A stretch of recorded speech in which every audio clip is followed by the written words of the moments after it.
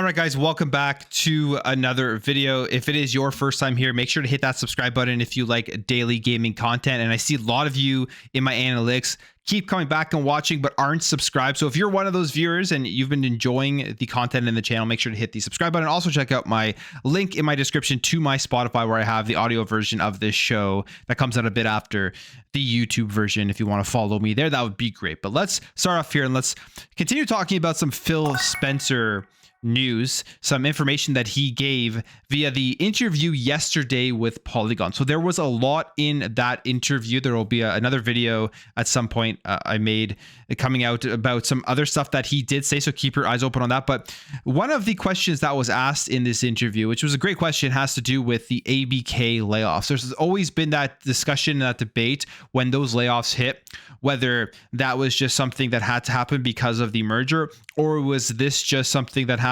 because of the gaming industry right now on a downturn. And Phil Spencer answers this, and he also makes a interesting point here in terms of console growth.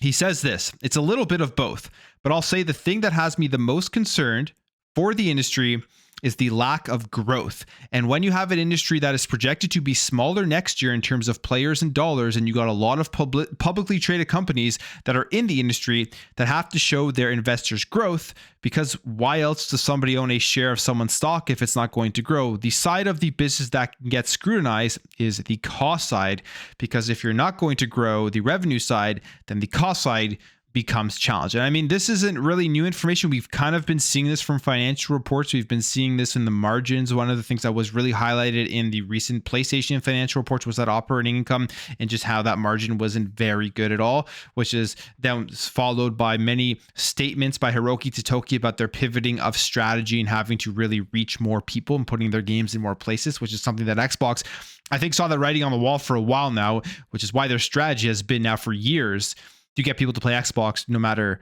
what screen or what device they are on.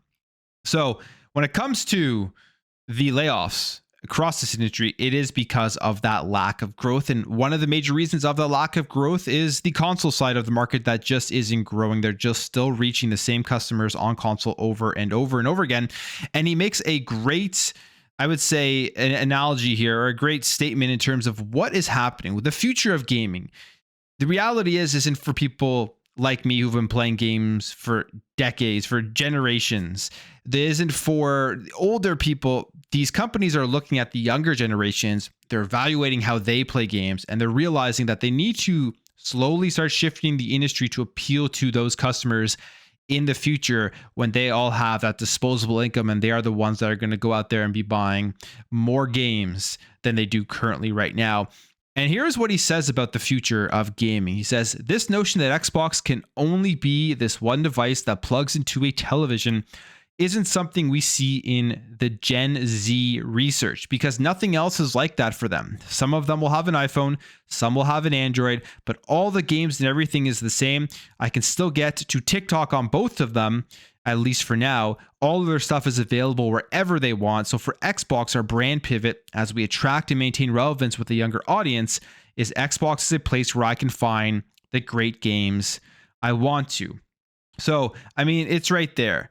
They look at that Gen Z, they look at that younger generation, and they realize they need to get Xbox in front of them. They need to get Xbox in front of them where they can also access all of their social media, all of their TikTok, and all the stuff that Gen Z loves to be in front of.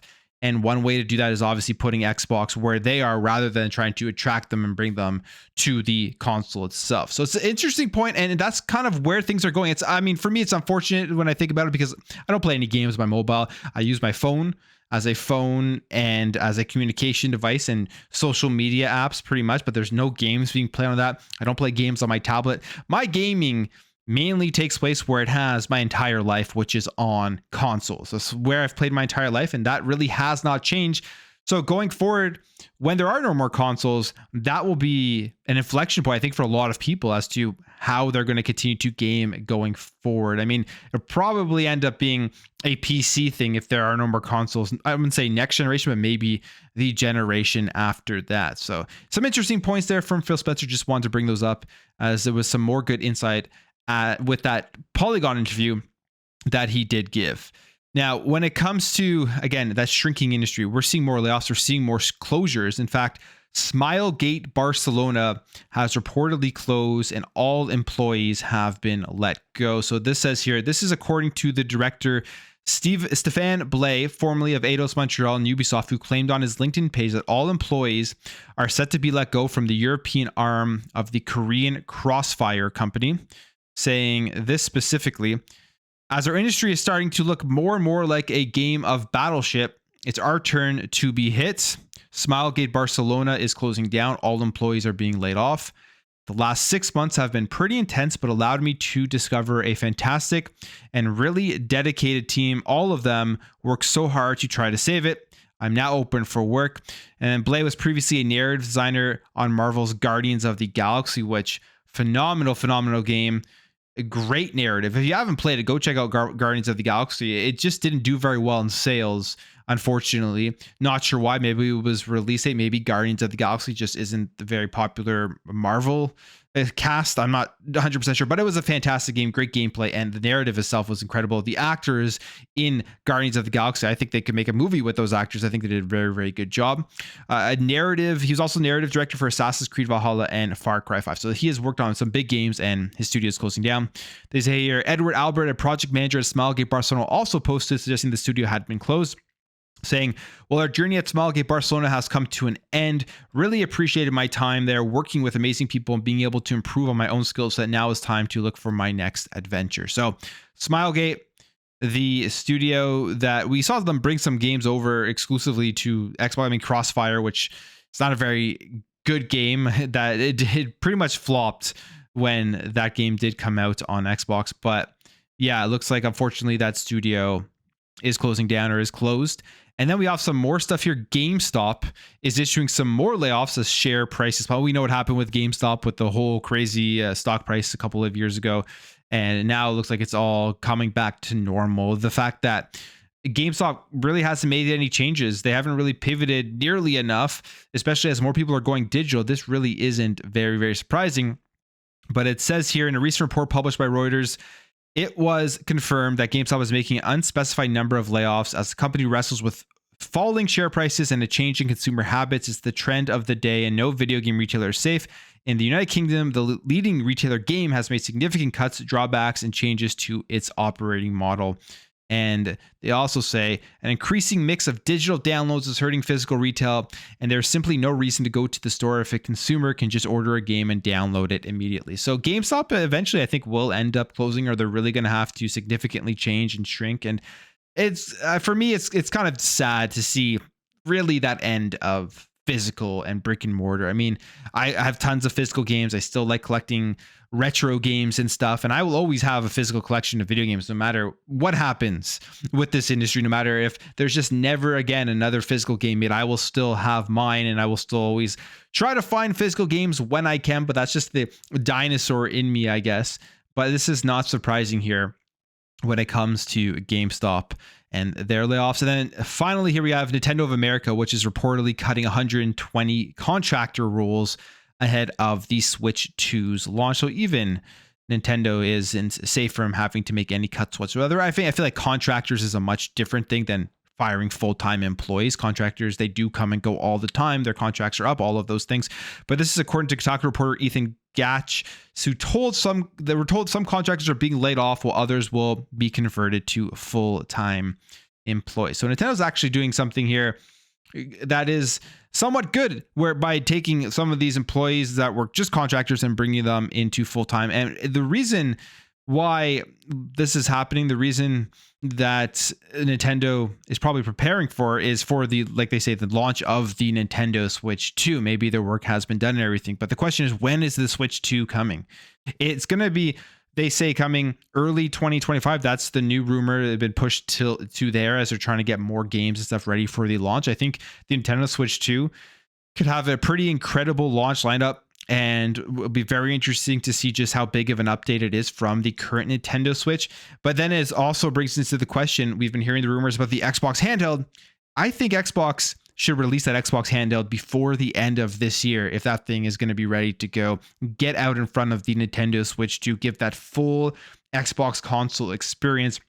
And I think you could have a very, very successful handheld on their hands, especially if they allow you to add some other launchers onto that handle, which is something, again, that Phil Spencer said yesterday that he would like to see, or would be able to do, or wanted to do, I should say.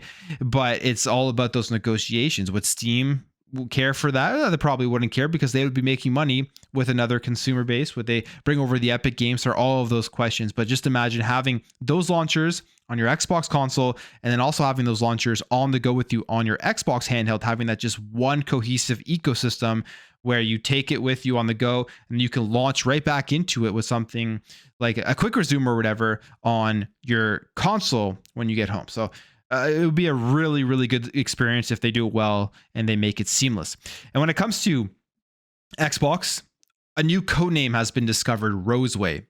Now, this comes on Twitter from Walking Cat and Hazardor Gaming, saying codename Roseway, something related to Xbox. We don't know what this is. You go down here into the comments, and I don't think many people have really know right now, but who knows? It could be a controller. It could be the digital console. It could be anything that Xbox is working on, but apparently they have a new codename. It's always fun getting these codenames from Xbox. There's a long history of codenames being dug into and people figuring out what it is. And in fact, Durango is one of the most infamous ones, where the hackers who got the information about Xbox Project Durango actually made and built a PC and then tried to sell it on eBay with the exact specs of what the Xbox One was going to be. So these codenames are always interesting to follow. All right, let's jump over here and let's talk about Modern Warfare 3 Season 3, 6 new maps coming. I'll be honest, I've played a lot of Modern Warfare at launch, fell off of it a bit, jumped into it here and there. I still play somewhat. But these new maps definitely will get me jumping back into the game. So here they are. 6 new maps for Modern Warfare 3 multiplayer Season 3. You have Emergency, which is 6v6, 6-star 6v6, Tanked 6v6, Rhyme 6v6, Checkpoint 6v6, Rowhouse 6v6. I know I said 6v6 many times there, but that's the game modes that they are in. And you have Emergency, 6-star, and Tanked, which will be coming at launch of Season 3. And then you have Grime, Checkpoint, and Growhouse, which will be coming in season for Season 3. Here are some of the pictures of the maps themselves. So, I mean, they look pretty cool from these screenshots, but you're going to have to jump in there. You're going to have to play them and just kind of see how they feel when you are playing through them. This one looks like a Black Ops map to me a lot. I forget which one I'm thinking of, but it just gives me kind of that vibe. Or a Black Ops 2 map probably is what I'm thinking of. But yeah, lots of cool maps here coming for Call of Duty Modern Warfare 3, and I will definitely be jumping in playing those and getting some more action out of that. Now, let's end off here and let's talk about a couple more things. The first one here is Sony. They won a lawsuit. They were being sued for $500 million for their controller lawsuit, and they ended up being able to beat it. It says the lawsuit was initially filed against Sony in 2017 by Genuine Enabling Technology, or GET, which claimed that Sony had infringed on its patent in the way its controllers and consoles connect to one another. However, as reported by GameIndustry.biz, a U.S. District Court judge has now ruled in Sony's favor, deciding it did not infringe on the patent itself. So according to GET, no device was able to receive both signals at the same time until its patent provided the solution. And Sony's argument was that GET had failed to prove that a specific component in its controller was structurally equivalent to the diagrams in GET's patent. So all of that is just kind of the information. I don't know if it's the semantics, but it's the information as to what this lawsuit was all about. And it would have costed, they were getting sued here for $500 million, not something that Sony wanted to get, but they were able to end up here beating that lawsuit. And this is one of, I think, a couple of lawsuits against PlayStation, as there is one that is currently going on in regards to their practices with the PlayStation Store, not allowing you to buy PlayStation games or any sort of codes or anything from third-party retailers. So that one's also going on too, and we'll see how that ends up happening. But at the end of the day, they are able to get out this one and win that lawsuit. And then finally, let's talk about some Marvel rivals, as They announced a brand new game from NetEase, and this is if you watch the video, it's essentially Overwatch in third person view there. And I mean, there are Overwatch characters where you have third person, but all the characters looked like they were third person, but the graphics and like the way that it played and looked and everything looked essentially Overwatch. It's a 6v6 team shooter called Marvel Rivals, coming from NetEase, and it's currently in development for PC, and it will be available via Steam and Epic Games Store. So it's not coming to console right now. Maybe it will in the future, but go check out the trailer. It says here, in terms of what the game it is, Marvel Rivals is newly revealed free-to-play 6v6 team shooter being developed by NetEase Games. Players assume the roles of heroes and villains from across the different timelines of the Marvel universe. Some of the characters that we did see in this were like Iron Man, Black Panther, Loki, Peter Parker, Spider-Man, Penny Parker, I should say as well. And they say it's currently for PC and the Epic Games Store and Steam, and it's in the alpha test, which you can actually go and sign up for the closed alpha test, which is coming in May 2024. If you do watch the trailer, I think it looks pretty fun. Not gonna lie, I will probably end up checking this game out just to see what it is all about. It makes complete sense to make a hero shooter with Marvel characters, because you don't really have to be that creative in the design and in the actual narratives of each one of these characters. You have all that already written out for you. So you just put them into a video game, and Marvel is extremely popular. I think there is a little bit of Marvel fatigue though, because there's always so much Marvel stuff coming out all the time over the last many years. We have the other Marvel game, 1943 Rise of Hydra, which actually does look phenomenal, but we'll see how good this team shooter does. I think actually the gameplay itself, from what they showed off in this trailer, does look fun and does look good. But I will end the video there, guys. If you did enjoy this video, make sure to hit that thumbs up. If you are new here, hit that subscribe, and I'll catch you guys in the next video.